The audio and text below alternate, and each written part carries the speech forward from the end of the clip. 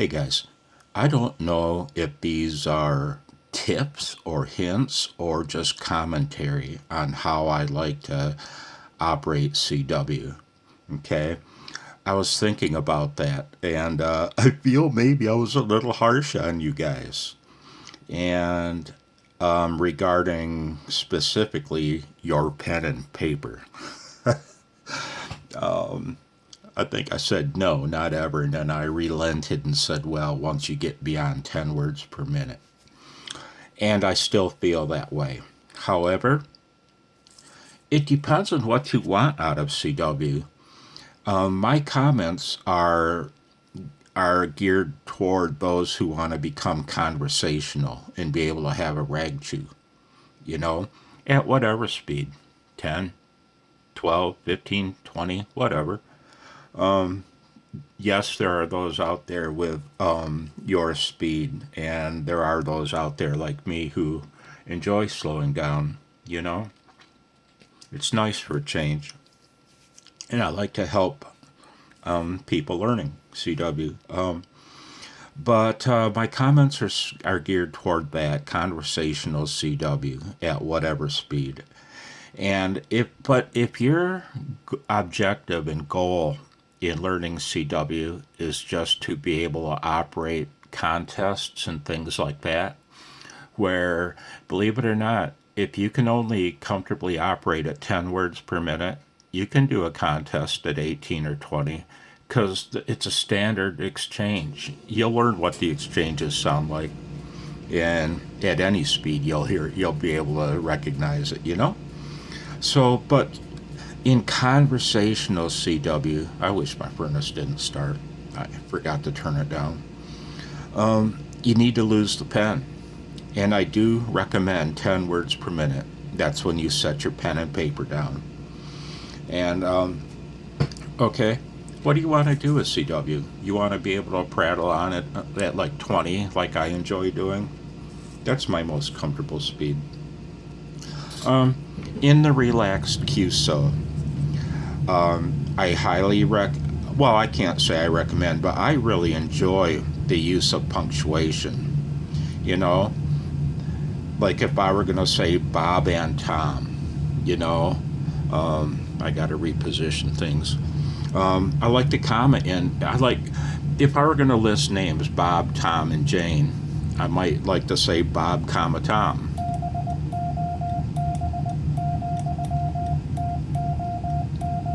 Like that. I like the commas. And you'll always use the hyphen. And when you're learning, this is a good tip, okay? I remember back in the days when I was working on my speed, and I was hovering around 15 words a minute, right? And it was all I could do to copy the CW and hopefully not miss too much. And my hard thing was when sending, thinking of what I'm going to say next. And that's where the hyphen is your best friend. I remember back in the day sending 5 or 6 of them. If you can't think of something to say, everybody did it. And you wait a pause in between. And the other guy knows you're thinking, you know.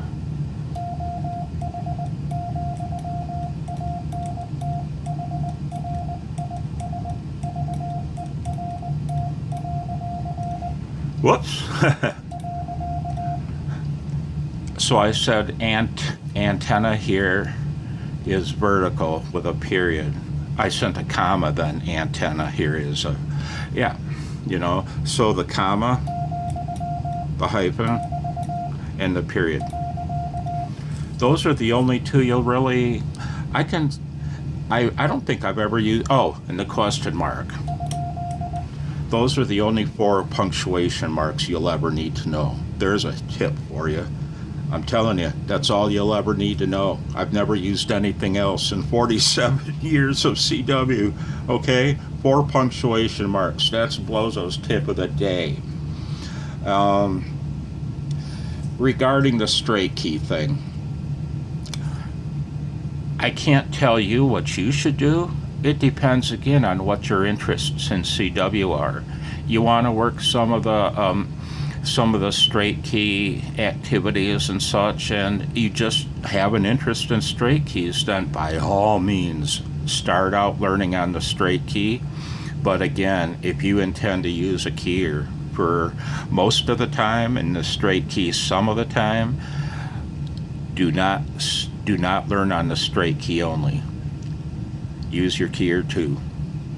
And I don't mean both at the same time, but alternate back and forth in your learning. You know what I mean? If you're practicing a character set, for example, practice it on both. You're not going to want to send on a straight key your whole CW career. It's a nightmare. It's a lot of work, is what it is. And if you have any disabilities in your hand or your forearm, you can forget it. You'll be able to send a little bit, you know what I mean? You'll be able to work the fun activities and such and whatnot, straight key night. But you won't want to do it on a day-to-day basis, you know? I didn't learn on a straight key, and right now I can send on a straight key, but it sounds choppy. It's not smooth. I never developed a fist for a straight key, because honestly, I've only had this key for a couple years. My first 45, God, I whistled, sorry. My first 45 years as a ham, I only used paddles and a keyer.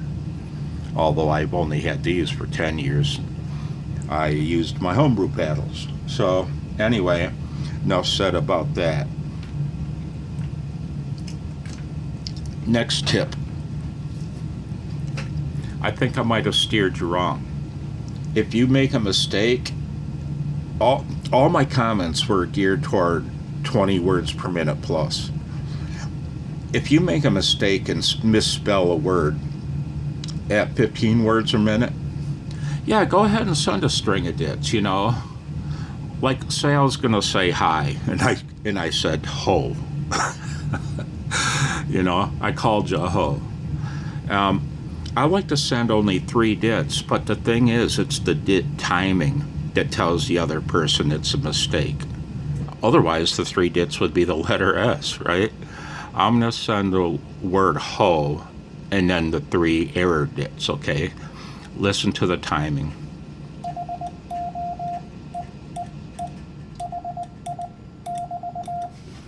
Okay, I said ho and then the 3 dits, and then I said the word hi and then a hyphen.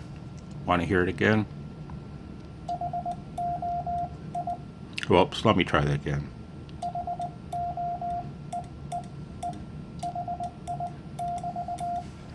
Okay, I only use, some people I hear use a whole string of dits. I'll send ho and then a bunch of dits.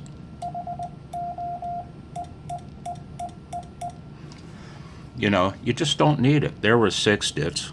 Let's try 3 again. That worked, even though it was a double dit. The timing, the ill timing told a mistake.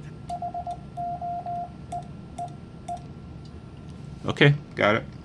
That's what I prefer. I was going to talk about weighting. I will just say this. 3 to 1, which is normal. It's default. I find it laborious and boring to listen to, and tiring even. 2.8 to 1 is ideal for me.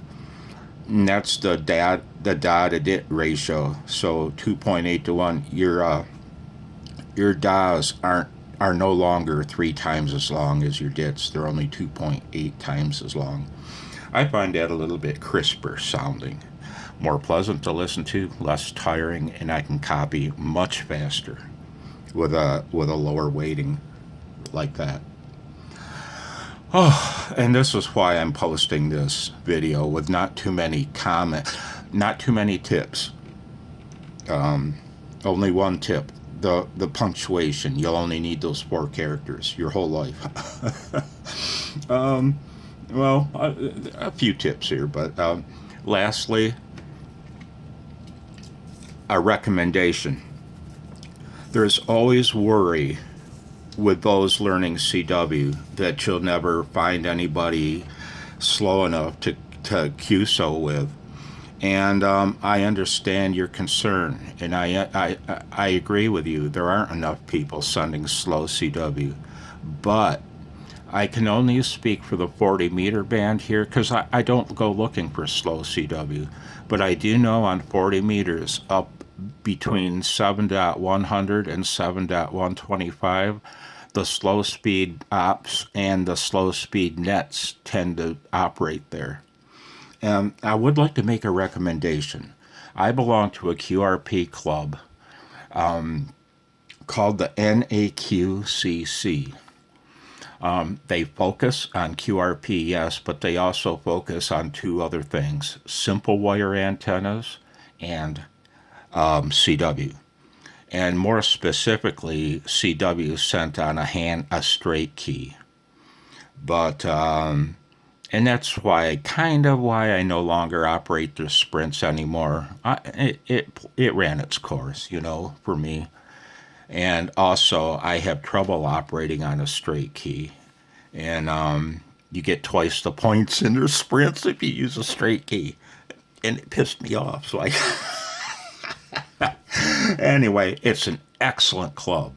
I used to have a lot of letters and articles published in their newsletter. Excellent newsletter every month online. And it's free.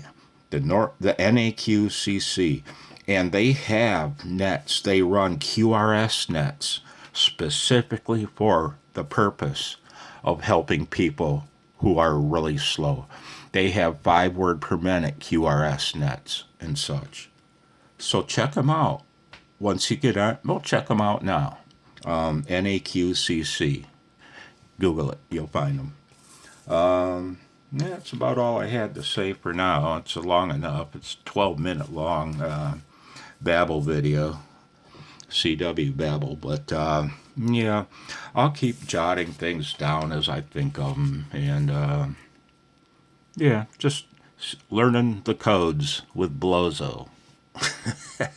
Learning the codes with Blozo. 73.